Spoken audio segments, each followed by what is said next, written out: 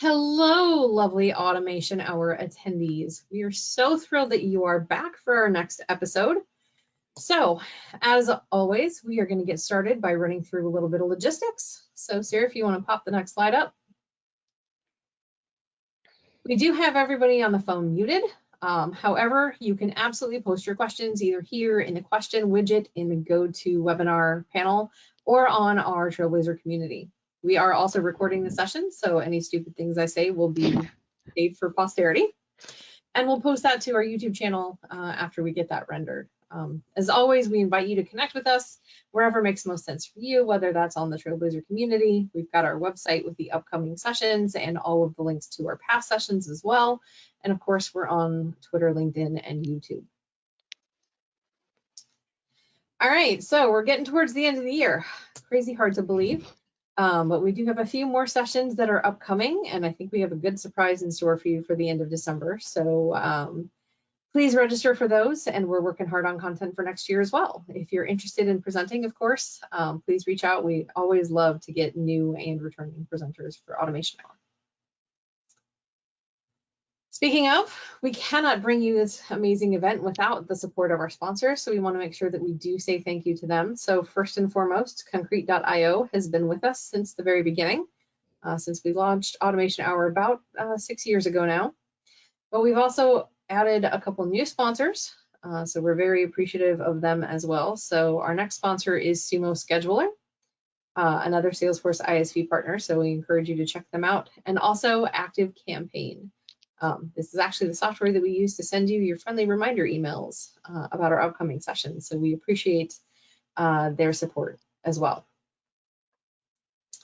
All right, so in case you're wondering who I am one of your co-hosts, Michelle Hansen, and of course, our other co-host is the amazing Rakesh Gupta, who's also a co-founder of Automation Hour. But you're not here to see us, you're here to see our amazing guest presenter, Sarah Pilzer. So Sarah, I'm going to turn it over to you. Great. Thanks, Michelle. I am so glad to be here back on Automation Hour. Quick rundown about myself. I've been in the Salesforce ecosystem for about 6 years now. Have got some certifications, done Trailhead. I love being in touch with other Trailblazers and connecting with them, so do please look for me on the Trailblazer community. I have put my Twitter handle up there for as long as that lasts, but I've been pretty active there in the past. I work for a nonprofit called the Country Dance and Song Society. We're a small participatory arts nonprofit, and we focus on using the nonprofit success plaque and interfacing with the Experience Cloud. So today, I'm going to be talking to you about how to use Flow in the context of a nonprofit.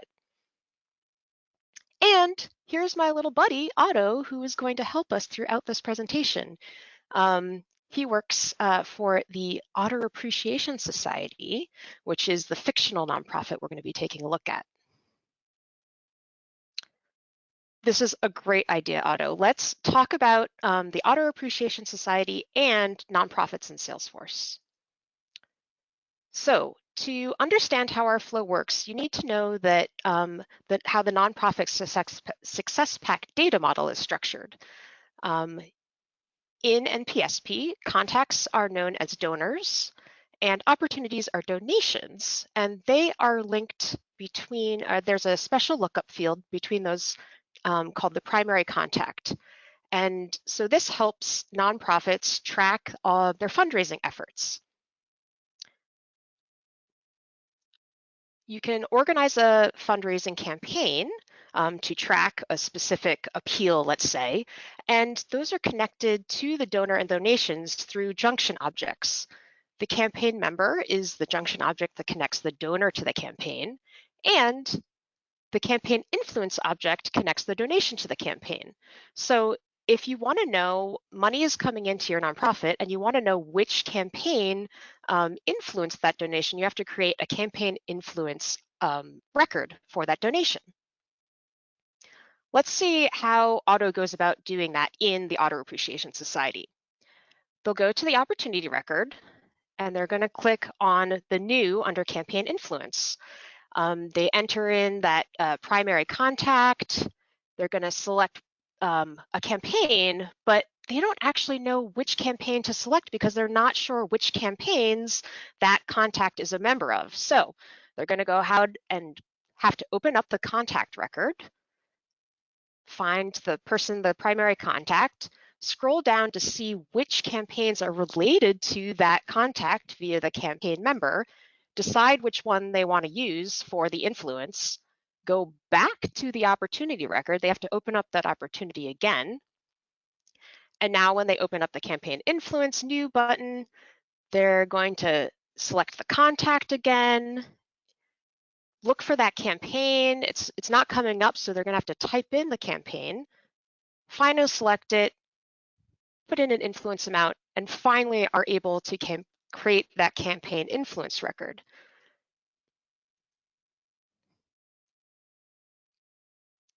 That takes a lot of effort.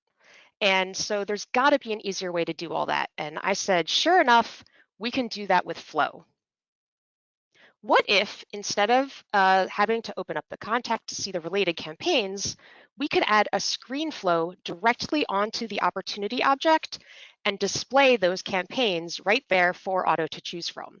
And that's exactly what we're going to do. So as Otto says, show me the flow. Let's go to Flow Builder. So I'm going to go ahead, jump into Salesforce, and we're going to start a new flow. And I'm going to make a screen flow that we're going to add to that opportunity page. And this is going to be a pretty simple flow. We're going to just have two elements. The first thing I'm going to add is a screen, the first thing I'm going to add, first we have to get our get, where I'm going to go ahead and use the get records to find all the campaigns in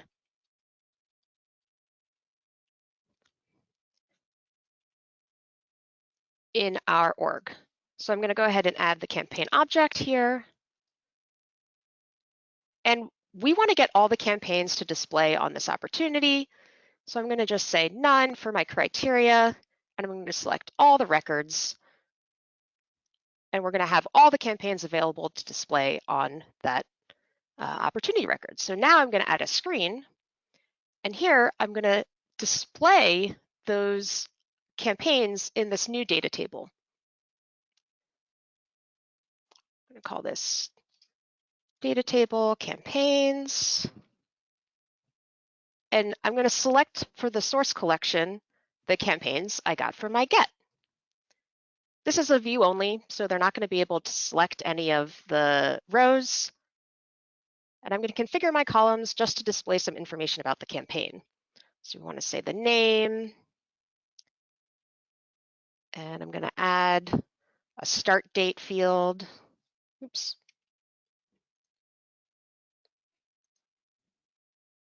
And that's probably enough just to sort of get a sense of what the campaigns are. Because this is just a view only, we don't actually need to have any buttons here. So I'm going to configure the footer. I'm going to hide the footer, and I'm going to hide the header. I'm going to give my screen a name.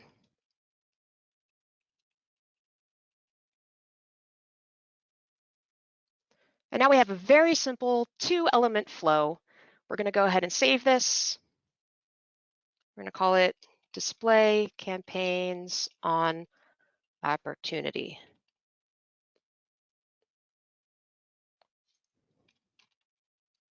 Always put in a description.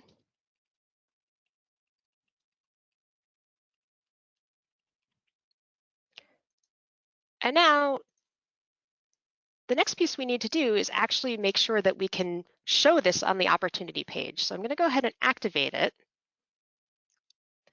And we're going to go back to this opportunity page that Otto was looking at. And I'm going to go into our Lightning App Builder page builder.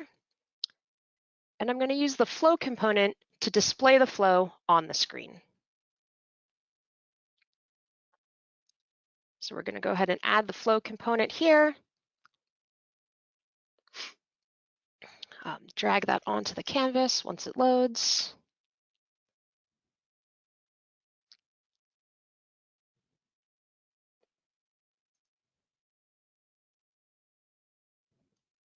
And I want to display this flow right below the campaign influence list. Oops, drag that over.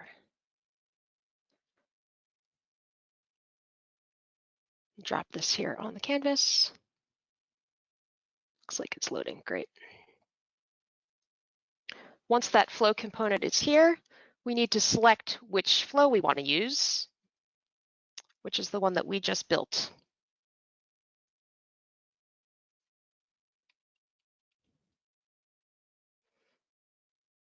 This display campaigns on opportunities. Oh, so many pop-ups. Good tip though. So now when we run this page, it's going to activate that flow to run on the page. We're going to save it, save the page. And if we go back to our page,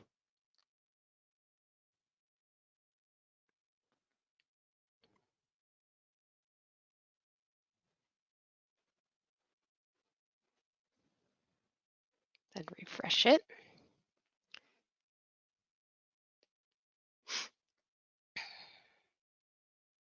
we're going to see that list of campaigns in the org below as information that Otto can now use to say, oh, here are all the campaigns I can choose from when I'm creating a new campaign influence.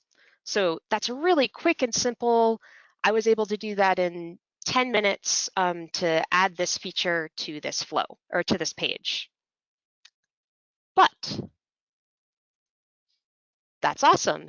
However, we want to start to iterate on this flow because there's more features that we can add.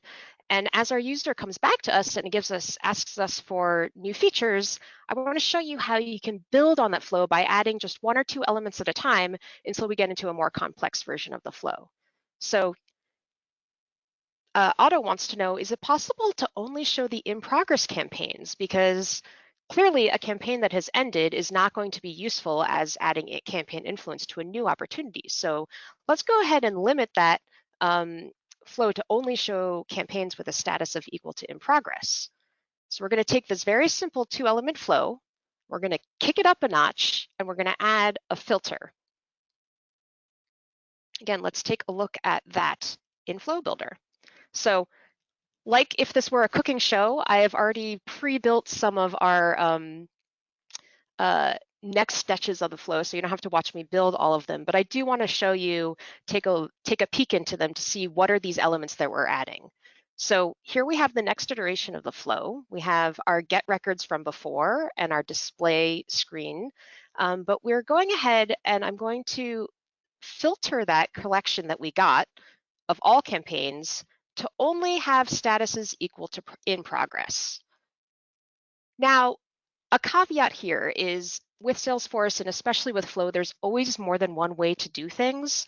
So I could have, in some cases, used the filter campaign records in my get to just get the campaigns that were in progress, but you'll see in the next iteration why I might want to still have all of the campaigns for later use. So in this case, I'm going to still start by getting all those campaigns and then filtering with a collection filter. Once I've filtered them, I assign that subsection of just the in-progress campaigns to another collection, and this is a variable that I've created. Over here, we can take a look at that. This is a record collection variable that I created to store that specific subset of campaigns. So it's an object, a campaign object record, and I've checked allow multiple variables to create a collection. Now, when we are looking at our screen, this is using a slightly different component. This is the unofficial SF version of data table, because when I originally built this flow, the new data table component wasn't available. But in this case, you can see instead of using that collection from the get, I'm using my filtered in progress collection of campaigns. So if we go ahead and save this, I'm going to go ahead and activate it. And since this is a slightly different campaign, I'm going to have to edit my page again, or slightly different flow. I'm going to have to edit my page again just to switch to the pre-made flow as opposed to the one we just created. We're going to see that it's just our in progress fields, or just our in progress opportunity or campaigns, excuse me.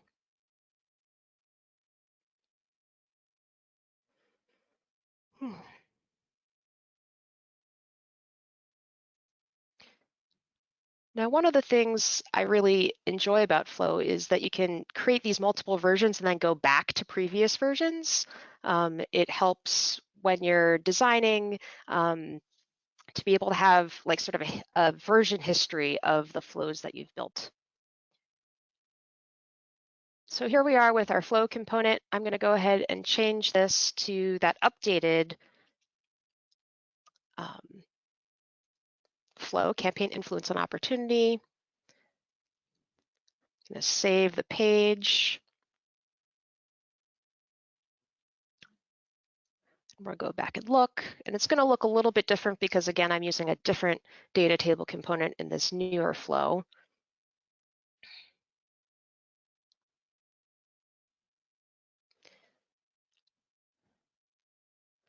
And now if we look here in our flow, it's limited to only these 4 flows as opposed to all the flows, because these are our currently in progress flows.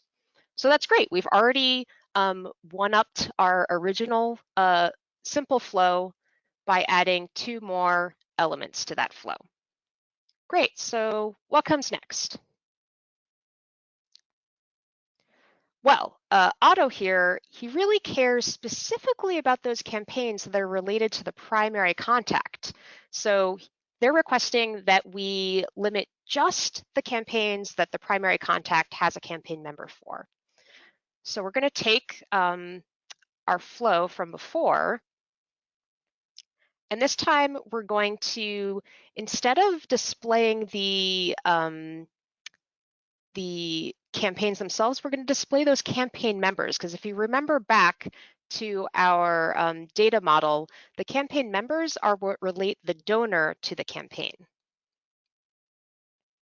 So we'll have our donations. We have to know what opportunity we're on to know which donor is related to that opportunity, and we can use that to then get the campaign members. So we're adding 2 new elements here. First, a get records to see which opportunity we're on, and then a second get records to see the campaign members. And to do that, we're going to need to use this special variable that Flow has, which is called the record ID variable. And it takes a very specific configuration of this camel case record name or variable name, record ID. And if you set it available for input, then we can use that Lightning component configuration to feed the record ID from the record that we're looking at, the specific opportunity, into that record variable, and then we can use that to get the specific opportunity that we're looking at. So let's go ahead and look at the next iteration of our flow.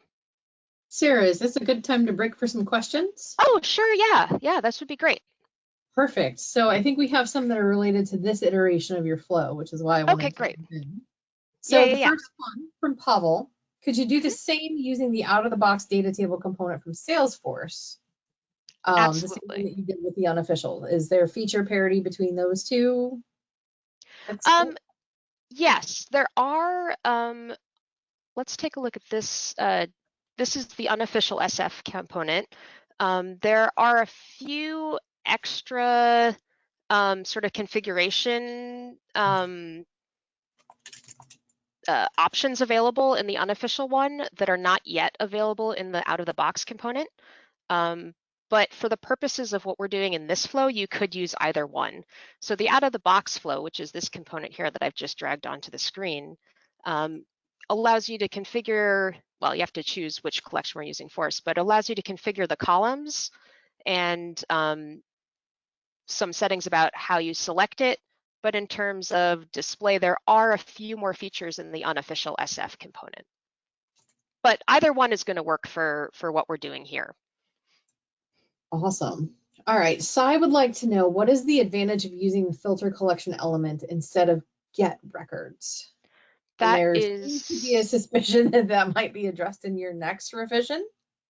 But very, yes, that is a great question and a preview. So I think I'll just go ahead and hop into the next version, which I sort of skipped over this in the slides, so it's great that we actually brought this up.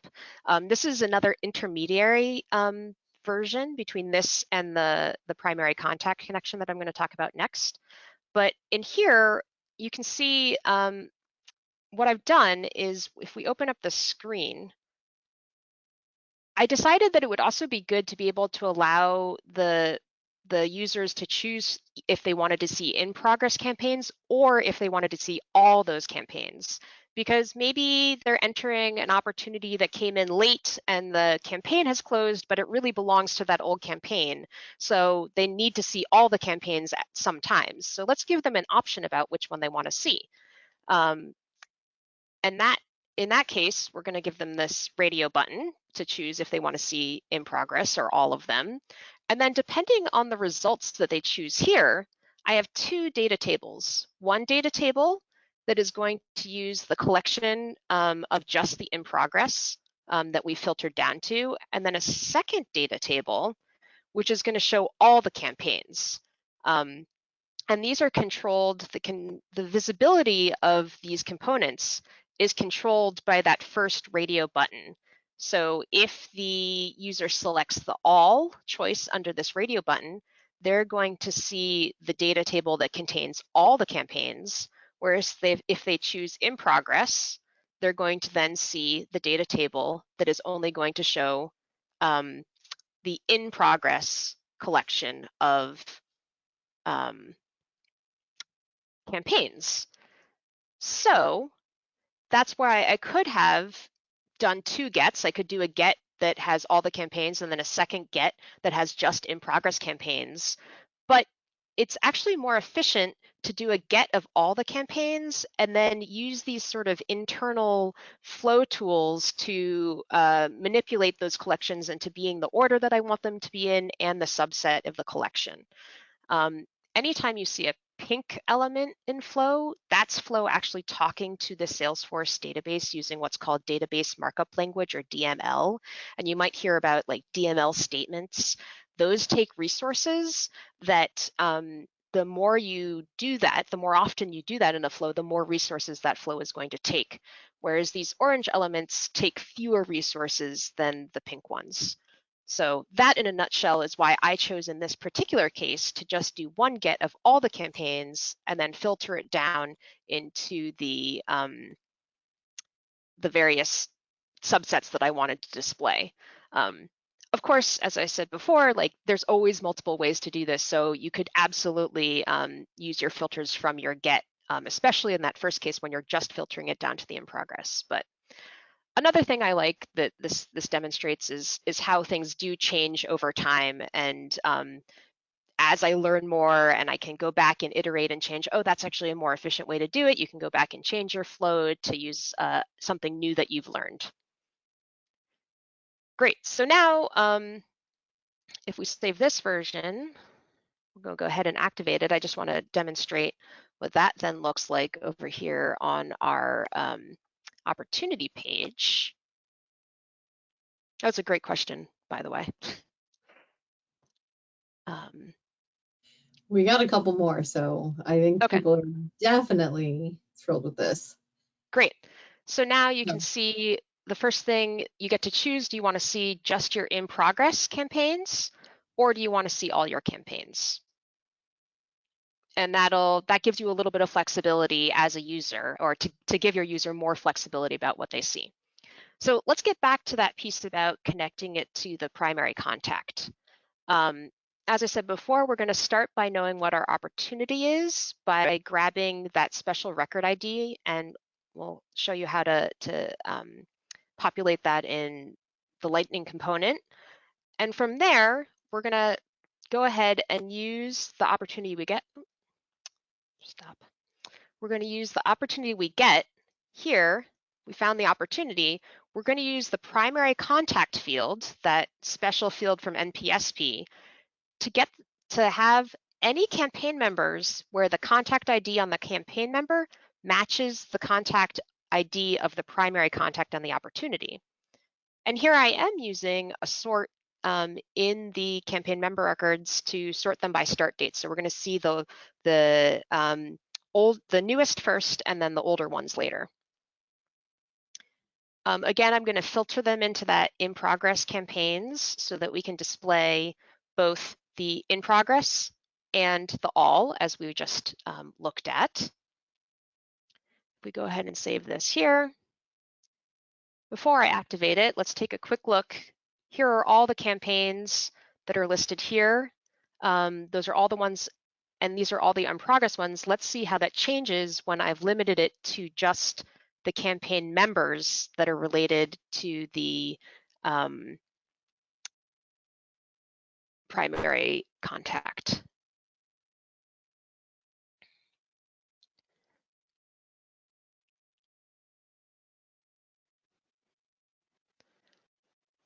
I'm gonna go ahead and refresh here. And now when I check this off, there aren't any in progress campaigns that this donor is a member of. But if we look at all ones, it looks like, again, there aren't any that they're a member of. So let's go ahead and check real quick on our campaigns.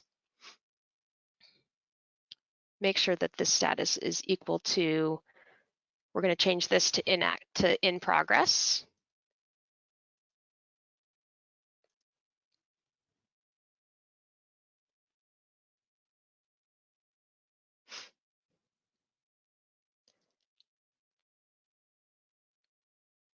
Now when we go back to our donation opportunity, we should, oh, this is how you know it's a live demo, folks.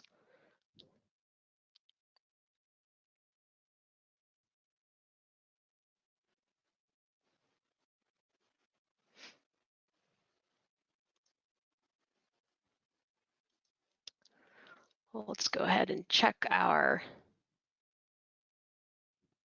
oh, I know what happened here. So this was a great learning point where we have to go, as I said before, we have to make sure that we're getting that opportunity record ID into the flow so that it knows which flow we're on. So I had forgotten the step where we need to say the record ID.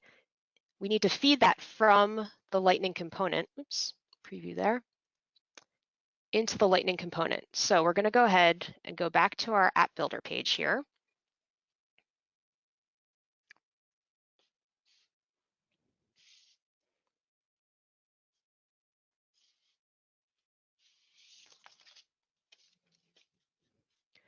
And on the flow component, I'm going to click on the flow component.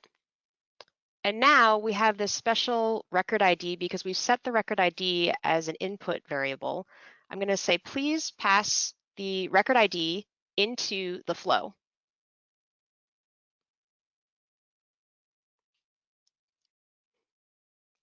And now if we go back to our page,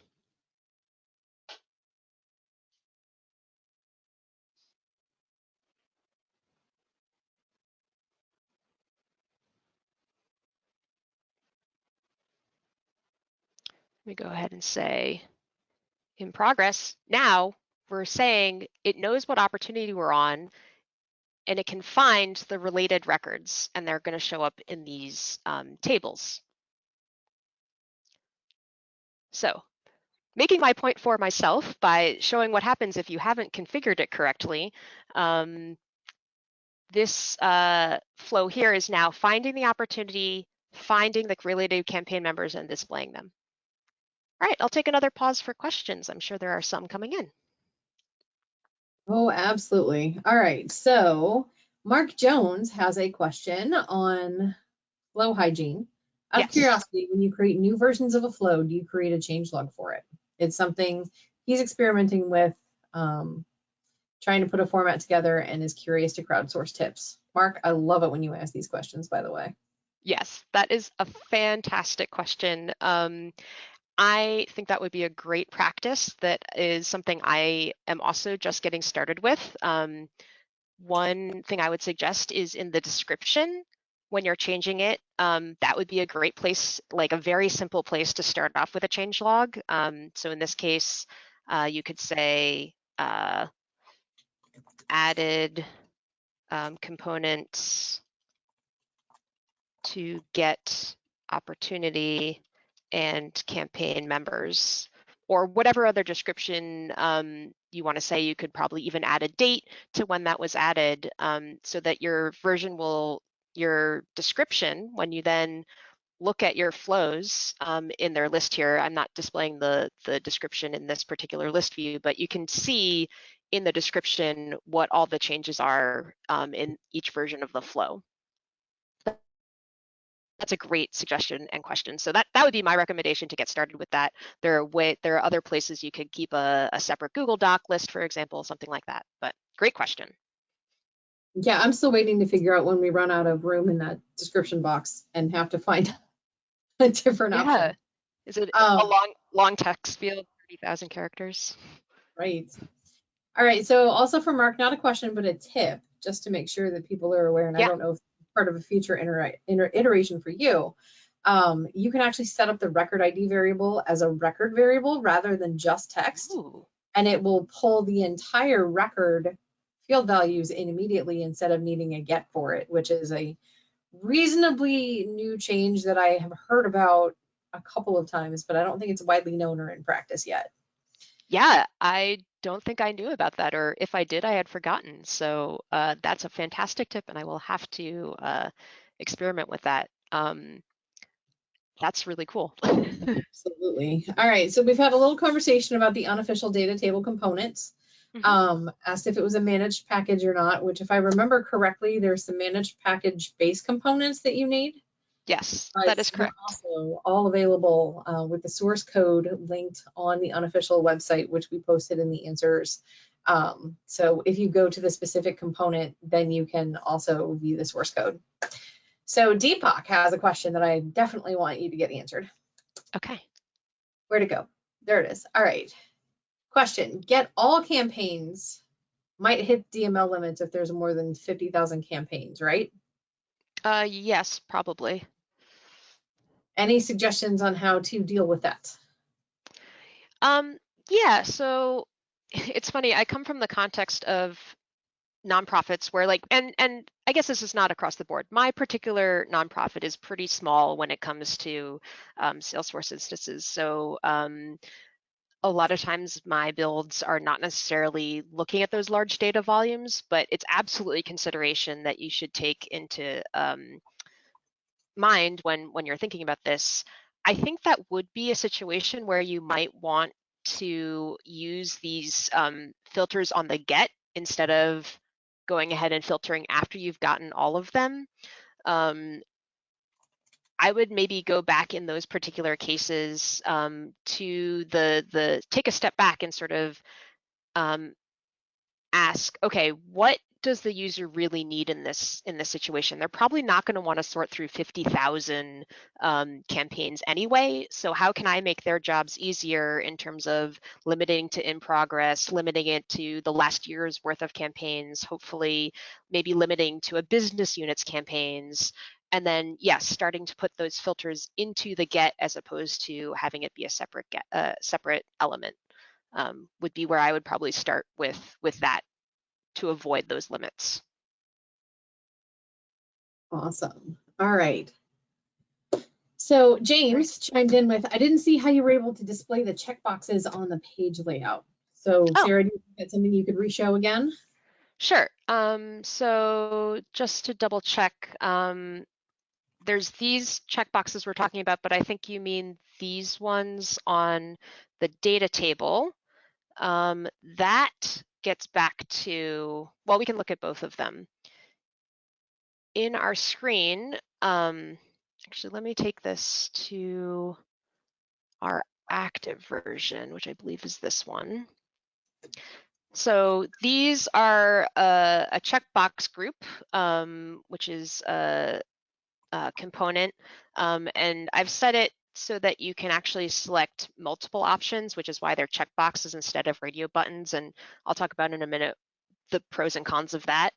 But on the data table, I sort of glossed over this in the version update, but we're now allowing people to be able to select records from these data tables, which is why those checkboxes are showing up. In this particular case, using the unofficial SF component, you can, if you want to not have people be able to select them, you can disallow row selection with this button here, which is very similar to in the out of the box data table, the standard component that's now available, selecting the same thing as saying view only.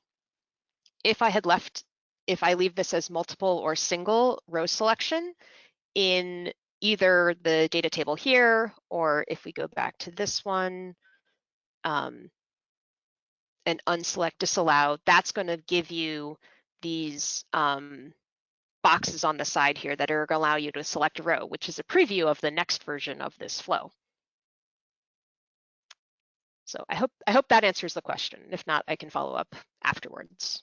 What I got back in chat is cool, so I'm going to, yep, James said yes. Okay, great. Perfect. Awesome. All right. So one last thing that maybe we can clarify, and if we're getting too off track here, we'll table it. I would like to understand better how primary contact relates to campaign. Is there a visual we can pull up or schema builder or something that might be able to help us visualize that relationship a little bit better? Sure. Let me hop back in one of my slides because I think that'll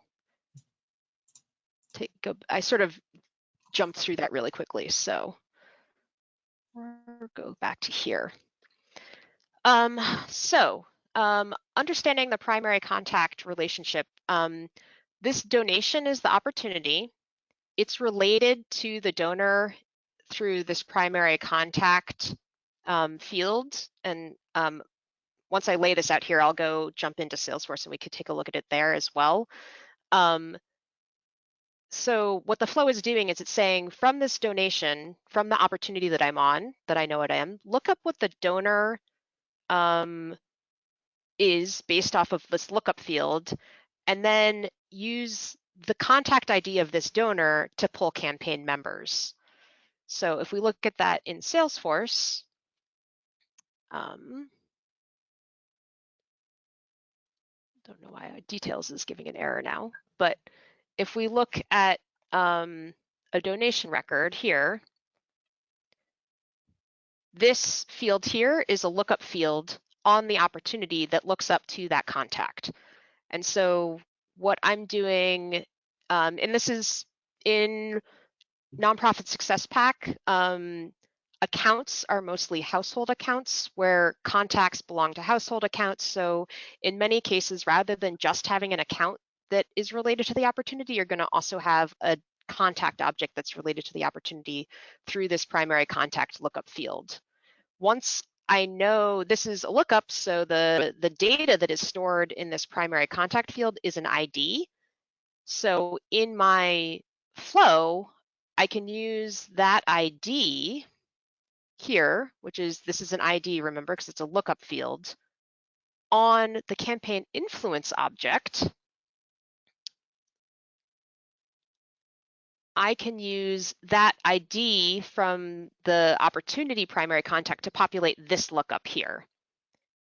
So we're basically taking the data from one lookup field on one object, the opportunity, and putting that into the lookup field of a different object, which is the campaign influence. And that's what connects the primary donor to, or connects this opportunity to the campaign. I don't know if that clarified it at all, but. Absolutely. All right, so I think we are good for now. If you want to keep going with iterations, we got a couple more. Sai said yes, that helped. So we got a couple on the table until you're a little farther along in the presentation. Great. So let's go back to here. So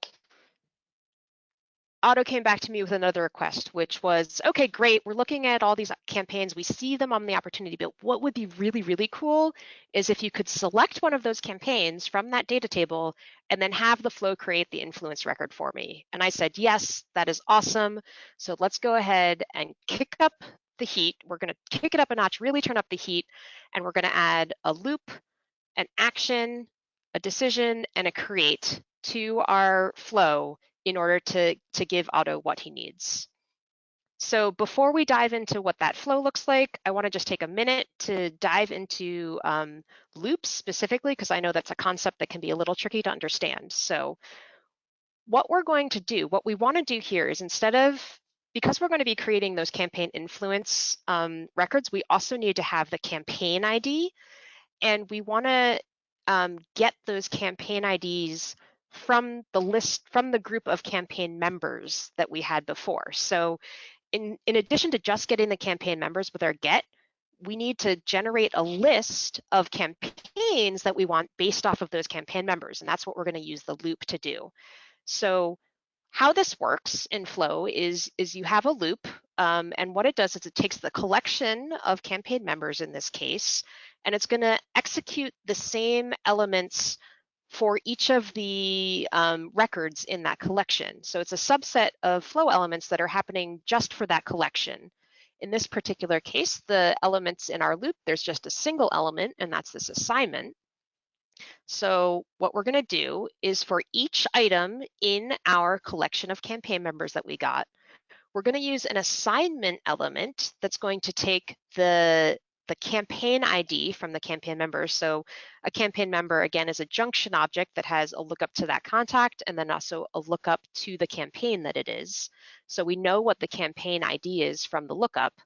And we're going to use the assignment to take just that information, the campaign ID, and create a collection variable of text of just those IDs. So we're going to end up with a list of IDs.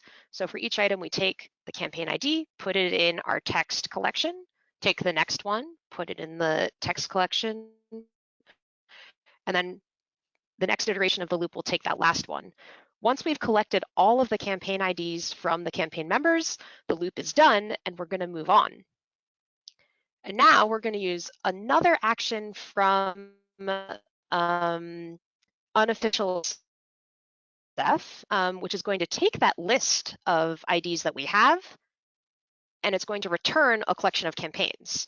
Now, again, I built this flow before the latest release of Salesforce, and there is now a way that we can do this natively in Flow without using Apex actions. That if we have time, I will show how to do that. But I thought it was also nice to include an Apex action in this flow because sometimes those can be a little intimidating, and it's kind of nice to see that they're just ways to extend the usage of your flow with a little bit of Apex code.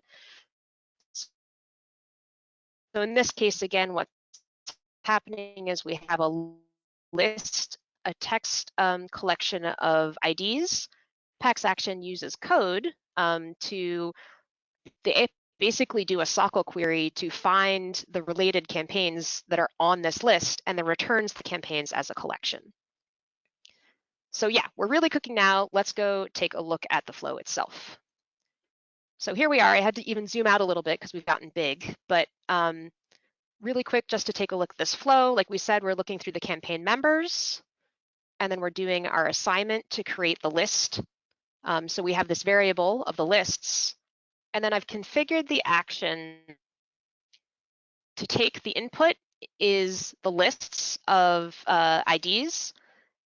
The return object is going to be campaign, and these are the fields that I have said that I wanted to get back from the fields of that object that I want to have stored in my collection. So most Apex actions in Flow will have some amount of configuration that looks like this, and they're all a little bit different. So you have to read the documentation to figure out how exactly each Apex action works. Again, this one is available on unofficial SF, and you can read there about specifically what you need to put in these fields. I've then said, okay, take the campaigns that you find and store them in this collection of campaigns. And that's what we're going to display, because when the user is then going to select from that list of campaigns, which they're going to select which one they want to create influence with.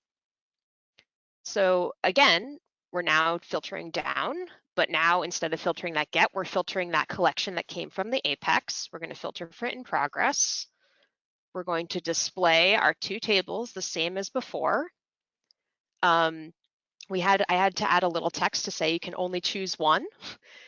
And that actually led me to add a decision to this flow, because if they chose more than one, it's going to throw an error. So I wanted to check in this decision, how many campaigns are they choosing? Did they choose one from the in progress table? Did they choose one from the all table? Did they choose one from both tables, or neither? And depending on the answers to those, we can test based off of what was stored from the data table. We can test to see which ones they chose. And depending on the answers, we're going to have the flow send them to different places. We can see what they chose based on we store the output from this data table. This is a feature of the data table that you can store. It's after. Here we go. You can store the output in a variable. So in this case, if they've selected a row from this in progress table, it's going to be stored in the object, the record variable selected from in progress. In the case of the all table, it's going to store it in a separate variable, which is going to be in the all, sort of saying it's selected from the all. And I could have had them store it in the same one. Again, multiple ways to do it, but in this way I can test which table they chose from, because in the case of they chose from the in progress, that variable will be populated, so is null is false, whereas the one that is all will be null. It won't have anything stored in it because they didn't choose one from there. If they chose one from the all, we swap that. So of course the variable that stores the in progress campaign will be null, whereas the one who stores the all campaign will be false. If they happen to select one from both tables, then they will both be populated. And if they chose from neither, then they will both be null. In the case of either they chose neither or both, we want to send them to an error screen saying, hey, that doesn't work. Please go ahead and choose just one. And again, these are two slightly different messages based on whether they chose both or neither. And I'm controlling both of those with conditional formatting here, or conditional visibility. And depending on which one they chose, we're going to use the different variable to assign it to the campaign influence record that we're going to create. So if they chose one from the in progress table, we're going to go ahead and say, here is a record variable that is the campaign influence record variable that I'm about to create.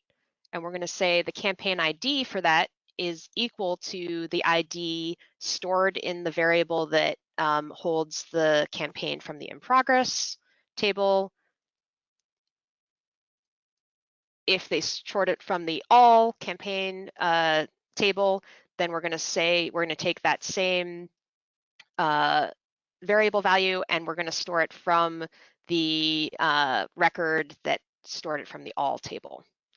I don't think I didn't necessarily explain that the most clear way, but in this case, the decision is saying, did they choose from the in progress? Great, take that record ID. Did they choose from the all table? Great, take that record ID. We then add a couple extra values that we need in order to create a campaign influence. One of those is which opportunity is this campaign influence related to. In this case, it's the record ID, the same one that started the opportunity. We know that it's this opportunity. We want to add that primary contact as part of the campaign influence, who is the contact on the campaign influence is related to. We're setting the influence percentage to 100, since that's sort of the default. You could change this if you had a different data model.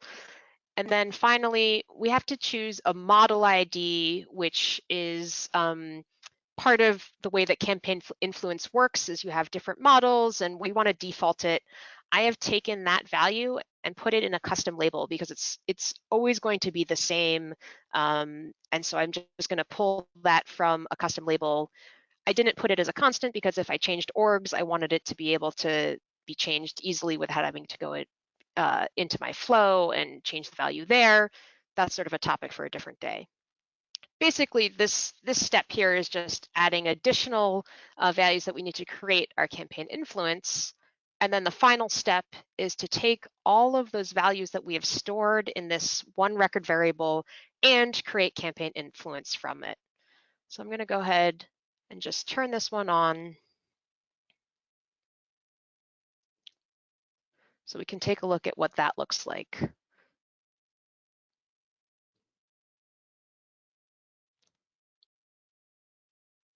You can see this was sort of a jump in complexity from our previous flows. But so now here we are with our two tables. And again, we can see both tables at once. This might be one of those places where I go back and say, is that really makes sense? Is that logical? Would I want to do another iteration of this flow where you're only able to see one or the other and not both at the same time? But in this case, let's say I just want to choose this spring appeal. This is the campaign that I want to have assign influence to on this opportunity. I'm going to say, go ahead and assign campaign influence. And then here we go. There it is. Boom, one button. So if you remember back to the beginning of the presentation, this would have taken 3 or 4 minutes to do before, going through that whole new creation process. Now it's a single button click for our user. So with that, oops, we have gone from this simple two-step flow to this complicated actions, loops, decisions version. And we could keep going with more versions if we had time. So, but for now, good job getting all the way through, and I'll take more questions. I absolutely love your little otter buddy. He is fantastic. Thanks. So, all right, quite a few things coming in here. Going to try and put this in a logical order. So, first things first, I got a couple of interesting tidbits that I want to make sure we share with our audience. Yes. So, Deepak wants us to know that there's actually a limitation on the data table beta, the standard component, that it doesn't support translation workbench for table column headers. So, if you're not dealing in English, you're going to need to build a custom Lightning Web component in order to overcome that particular limitation. So for anyone not US or English based. Pavel also wanted to sing the praises of the new in operator so that you don't have to use your Apex action anymore. You can actually use the query record using the in statement directly within Flow. So that's kind of cool. Yeah. Yay, new functionality, right? Yeah, I could take a quick moment to show what that looks like, because that was going to be my next iteration of the flow. Sure. Okay, so what we're talking about here is, so this Apex action, which is basically taking this list of IDs and returning a collection, instead of using an Apex action, what I can do is now in get records, and let me zoom in a little bit here.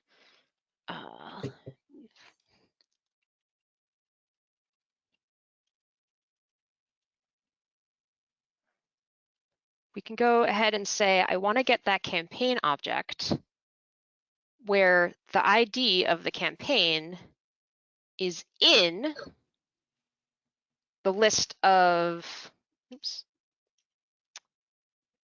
campaign IDs. And I'm sure there's other ways you can use this too, but this is basically doing that same thing of that Apex action, but I don't have to define nearly as many steps about it. It's amazing and really, really cool. I do want to store all the records.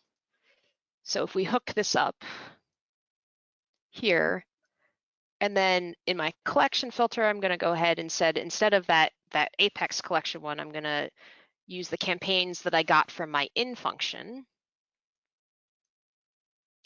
We're going to status equals in progress.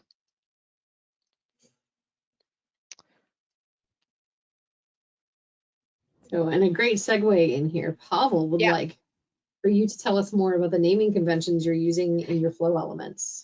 Excellent. Yes, let's talk about that for a minute. You'll notice I've started many of my elements with a little bit of a little code. For me, let's start actually with this first one. This stands for get 01 is the first get in my flow. When I do a second get, I'm going to have get 02, get 03, et cetera, et cetera. Loops get an L to start, screens get an S, create records get a C, update records would get a U, et cetera, et cetera.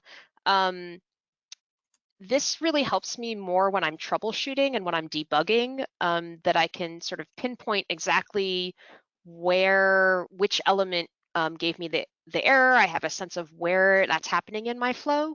And again, when I'm populating later flows, you saw when I was typing into this collection, I know that I want the collection from get 03.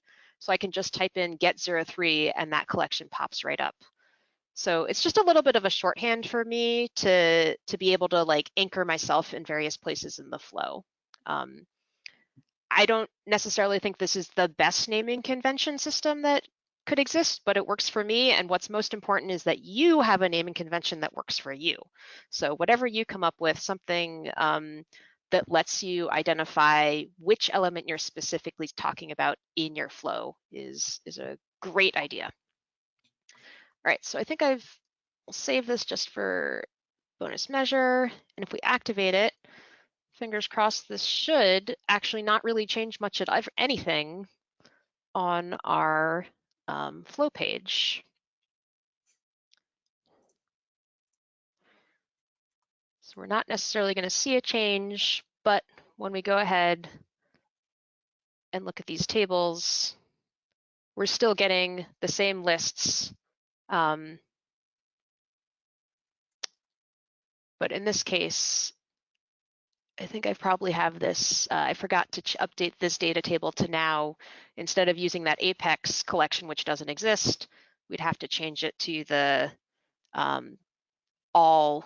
get all from the beginning of the flow, which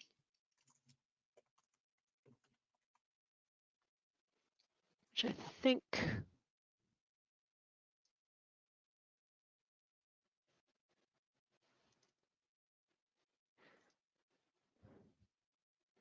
yeah, I'd have to like dig back in to see which ones I need to show in which one, but that's the basic idea of using in instead of the Apex action. Perfect. All right, so in response to Deepak's earlier question about the getting all campaigns maybe hitting your DML limits, we just got some crowdsourcing advice that's, Oh, great. So if there's a very large number of campaigns in total, and quite a few after filtering, then it's probably a good idea to put the filter into your get records up front. Mm-hmm. Still a large number of records after you filter, then Flow may not be the most efficient tool anyway. It may be time to look at Apex and Lightning Web Components to do that. So again, we love Flow here. We also understand that Flow is not the answer to every question. So sometimes it makes sense to look at other alternatives. And if you've got large data volumes, that might be one reason why. Yeah, fantastic. So then Lakshmi has asked, can you tell us any template or resources available for documenting flows? Stir in the pot now. Yeah, I don't know about templates, but I know I'd be happy to follow up with you afterwards. I started for myself just a Google spreadsheet that I have. The first column is, and I actually started this when I was starting to convert my process builders into flows, which lists the name of the automation in the first column. Then the second column is sort of what type it is. The third column is what objects it relates to. The fourth one is sort of a description of what it does. For the process builder ones, I had a column that like said what each node did, that kind of thing. And I'd be happy to share that like off, late at a later date, if you wanted to get in touch with me, we could do a deeper dive into that. So that's sort of how I have started to try to tackle that question. I am sure there are many, many other ways. And perhaps, Michelle, if you had any templates that you know of. So yeah, I generally tend to go Lucidchart or something like elements.cloud's Oh free yeah. version gives you process mapping. For me, it's easier to do it visually. Oddly enough, when we are working through process builder and workflow rule conversion, I do the same thing with a spreadsheet. Watchme would absolutely love that if you would share it. So if you're willing to share it far and wide, we can also post that with the recording. Okay. That's totally up to you. Yeah, but I'll make a template version of it that doesn't have my particular org's data in it. yeah, absolutely. But I also heard Johan Furman, who's a CTA and was on the Automation Dreaming keynote, say that PowerPoint is one of his favorite tools to document them, because if it's too complicated to fit on a PowerPoint slide, it's too complicated, period. So you need to break it down to a level that can fit on a PowerPoint slide. And I wanted to fight him on it at first, but I've sat with it a bit and I'm like, there's really probably some merit to that. I just need to get over it.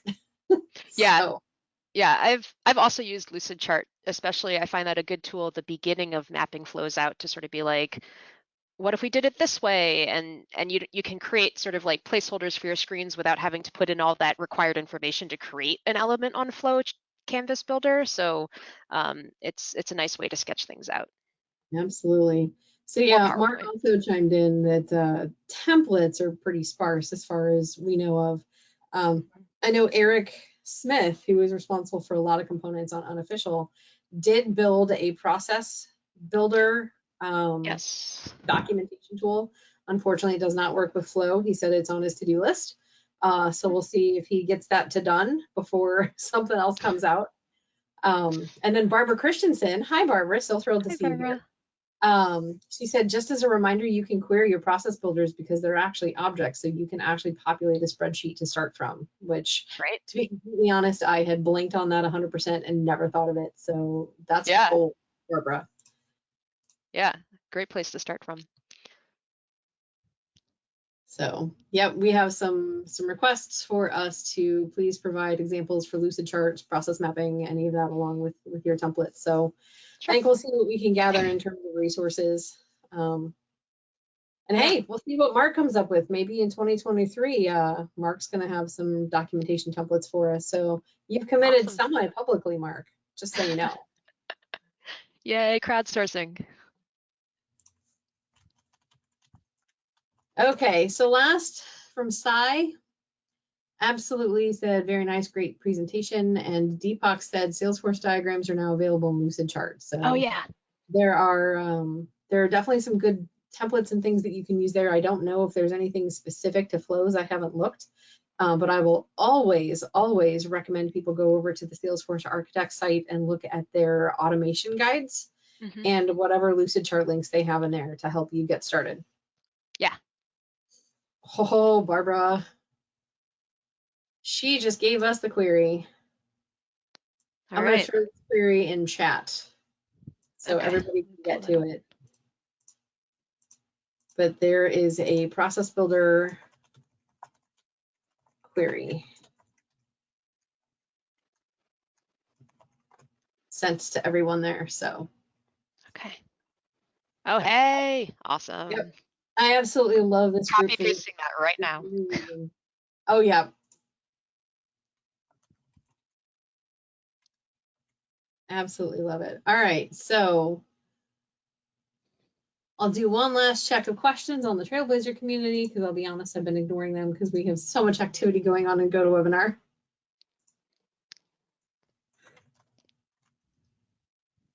But yeah, so last chance for questions, anyone?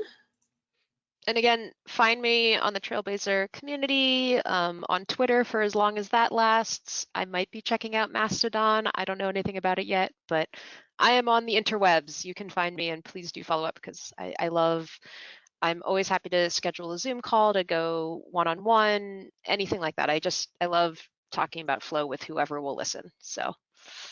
And I will always nerd out about that with you. I know a couple people said they're going to reach out on LinkedIn, so Great. Yep. From personal experience, just include a note that you were on Automation Hour. It goes much easier in accepting all those fun invitations. But same goes, we're thrilled to connect with you, Sarah and myself, Rakesh. So happy to do that. Great. Oh, all right. I think we may have finally gotten through all of the questions, which is Fantastic. awesome. I always love it when we go to Automation Hour Plus. So Sarah, as always, thank you so much for coming and presenting. This is great. It was really fun to actually be able to see the progression over time as you thought about iterating.